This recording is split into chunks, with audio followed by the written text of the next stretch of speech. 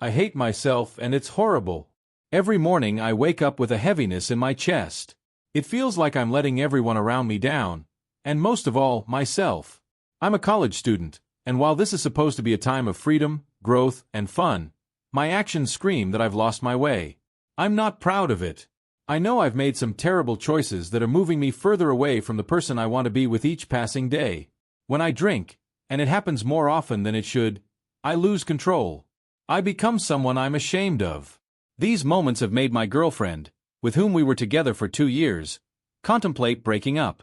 Honestly, I can't blame her. She deserves a better partner than what I have become. I didn't hit her, I didn't threaten her, but violence comes in many forms. Through my words, my indifference, my selfishness, I've made our relationship toxic.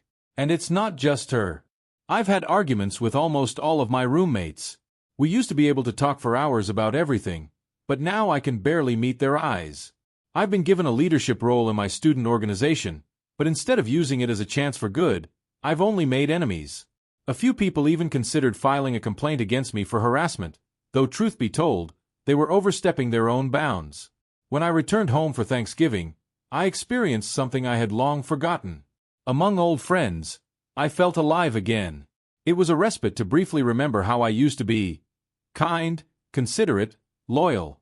But now, back on campus, I feel that same suffocating emptiness again. The last year has been especially hard. A lot of things went wrong, and I had to fight for myself. But that struggle has changed me.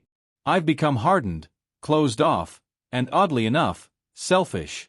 It was like I said to myself, if no one will support me, I'll do it myself. It got me through the hardship, but at what cost? I look in the mirror and see a person I almost don't recognize. I used to pride myself on being a trustworthy friend, a kind guy. Now I can't say the same.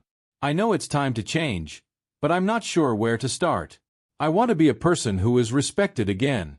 I want to leave this world a better place than I found it. But first I need to learn to respect myself. I didn't immediately realize what exactly had gone wrong. The problem seemed to build up gradually, as if someone had been slowly tightening the screws until everything became unbearable. But the more I thought about it, the clearer it became. I had neglected myself for too long. It started with the little things. Skipping a workout, taking the easy way out in an argument, allowing myself another drink at a party. I told myself it didn't matter, that everyone did it. But little by little, my new character was formed out of the little things. I became a person who is always looking for excuses and rarely takes responsibility. After returning to campus, I decided to try one simple exercise: writing down every day what I was doing to become a better person. It sounded silly, but I needed something. The first thing I wrote was, "Today I apologize to my neighbor for my tone." He didn't say anything back, just a brief nod. And you know what? I was relieved. The next day I wrote down, called a girl and just listened to what she said, didn't interrupt, didn't get defensive. She was surprised, but seemed to appreciate the attempt.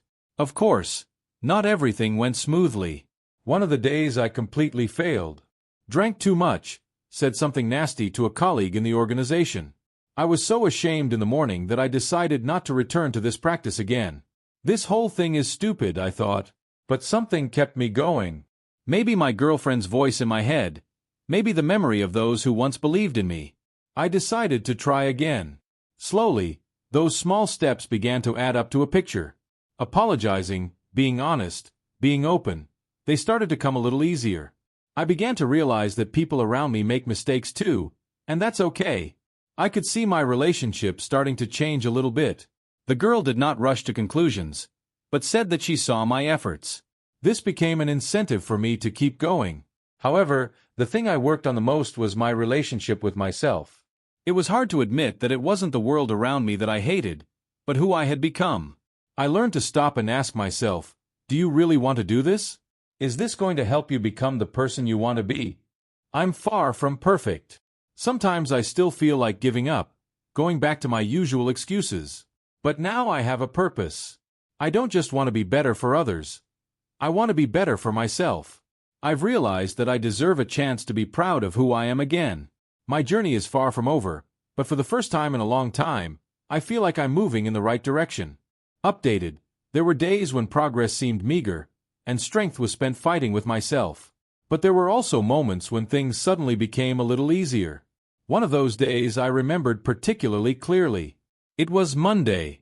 In the morning I felt defeated, as if all the efforts of the past week had meant nothing.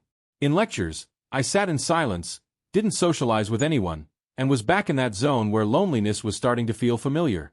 But after class, one of my old high school friends texted me, just asking how I was doing. It was weird. We hadn't discussed anything serious in a long time, and I was almost convinced that he had long since forgotten about me. But in that moment, his message became something important to me. We met via video link that evening. The conversation started awkwardly, as it often does when you don't see someone for a long time. But then, almost imperceptibly, we started laughing at old jokes. He talked about his life and I talked about mine. I confessed that the last few months had been difficult for me, that I was trying to sort myself out. He looked at me seriously and said, "You know, you've never been perfect, but you've always been real. Maybe that's what you've lost. Not yourself as a person, but your connection to what makes you you." Those words stuck in my head. Real. What does that mean? I thought about it all night. The next day, I did something I never would have dared to do before. I approached one of my neighbors and offered to talk. At first he was incredulous, even a little annoyed. But I apologized sincerely. We didn't become best friends in one morning, but he seemed to appreciate the attempt. That small step gave me confidence. I started trying to make other connections. Not all at once, gradually. At an organization where I was in trouble, I volunteered to help with a project that no one wanted to take on. People were surprised. Some were skeptical, of course, but it was another chance for me to show that I was ready to change. As for my girlfriend, it was more complicated. We continued to communicate, but I felt her patience was wearing thin. In one of our conversations, she said, "I see how hard you're trying, but I need time to see if I can trust you again." Her words hurt, but they were honest. I knew I had to give her that time and use it to prove not to her, but to myself that I could indeed become a better person. And perhaps the biggest step I took was not for anyone, but for myself. I finally made an appointment with a counselor. It was scary, awkward, but I realized that I couldn't do it alone anymore. It's been a few months since then. I'm still making mistakes, still learning, but now I have a goal. And you know what the most important thing is? I feel like I'm starting to respect myself again for the first time in a long time. It's coming back slowly, one step at a time, but every day I'm getting a little closer to the person I've always wanted to be. A few more weeks passed, and I noticed changes starting to happen, not only around me, but inside me as well. I no longer sought solace in alcohol.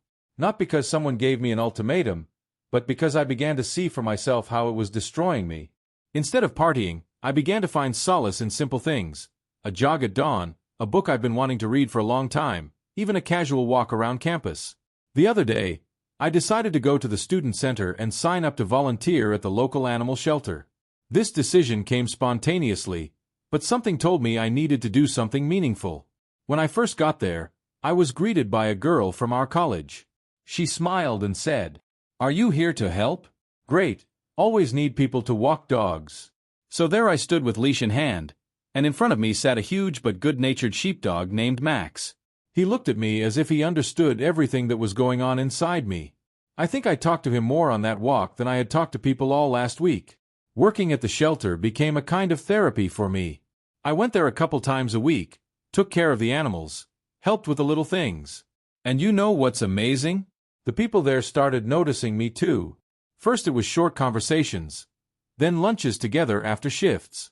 I once again had a group of people I could be myself with. As time went on, I started to notice another thing. My depression was receding. It didn't disappear completely. It wasn't a magic solution, but I no longer felt that oppressive heaviness every morning. It was getting easier to breathe, easier to live. As for my girlfriend, our conversations became longer and warmer. One day, when I told her about working at the shelter, she suddenly said, "You're really changing. It's noticeable." Those words were worth more than I could describe. The biggest challenge for me was the letter I wrote to my roommates. I spent a long time working on it, revising it, doubting it. In it, I apologized for everything. For my temper, for my indifference, for my selfishness. I didn't ask them to be friends again. I just wanted them to know that I realized my mistakes. One of them, Jake, came up to me later and said, "You know, I honestly thought you were just another selfish jerk who only thinks about himself. But that letter, that's something else." He and I haven't become best friends, but sometimes we play foosball together in the common room. It's a small victory, but it means more to me than I could have ever imagined. I now know that change is not one big decision, but hundreds of small ones. It's not an instant transition from darkness to light, but a slow journey full of mistakes, but also moments of triumph. And you know, I'm still on the journey. But for the first time in a long time, I feel that this path is the right one. Thank you for watching this video. I would appreciate it if you put a like and subscribe to the channel, as most likely this is not the end of the story. Before meeting.